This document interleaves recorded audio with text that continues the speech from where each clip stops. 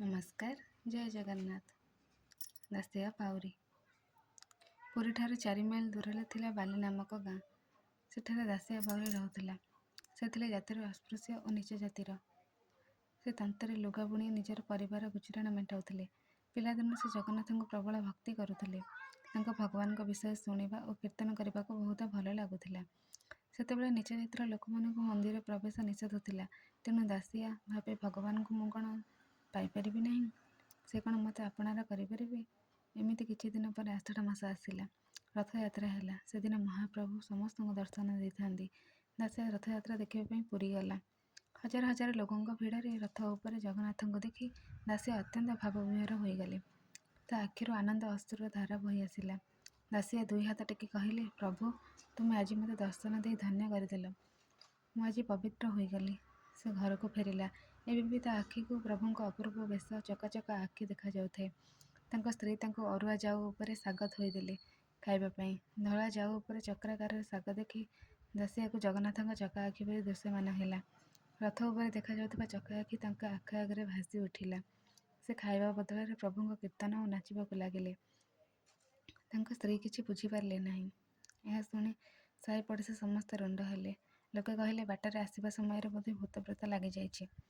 ରଥଯାତ୍ରା ଦେଖି ଫେରୁଥିବା କେତେ ସାଧୁ ରାତିରେ ସେଠାରେ ବିଶ୍ରାମ ପାଇଥିଲେ।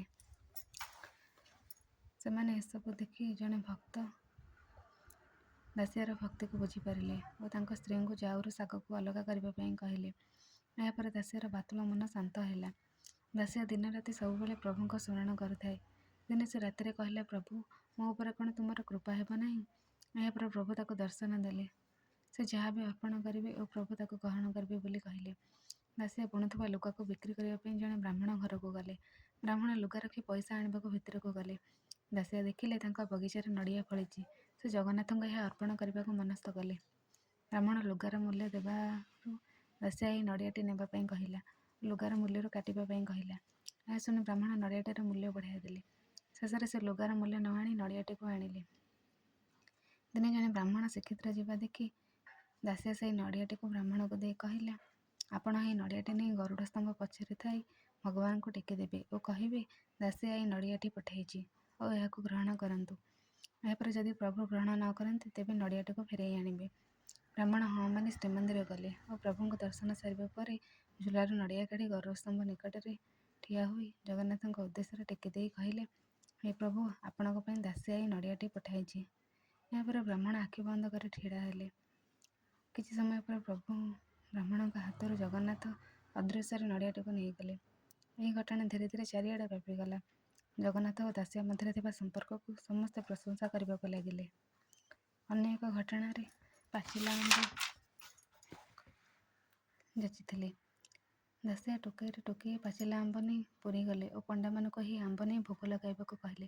ପଣ୍ଡାମାନେ ଲୋଭରେ ଏହି ଆମ୍ବ ଟୋକେଇରେ ନେବାକୁ ଚକ୍ରାନ୍ତ କଲେ। ଏହା ଜାଣି ଦାସିଆ ଭଗବାନଙ୍କ ଉଦ୍ଦେଶ୍ୟରେ ନୀଳଚକ୍ରକୁ ଦେଖି ଗୋଟିଏ ଗୋଟିଏ ଆମ୍ବ ଟେକିଦେଲା। ଗୋଟିଏ ପରେ ଗୋଟିଏ ଆମ୍ବ ଟୋକେଇରୁ ସବୁ ଅଦୃଶ୍ୟ ହୋଇଗଲା। ପଣ୍ଡାମାନେ ଏହା ଦେଖି ଆଶ୍ଚର୍ଯ୍ୟ ହୋଇଗଲେ ଓ କହିଲେ, ଦାସିଆ ବୋଧେ ଯାଦୁ ଜାଣିଛି।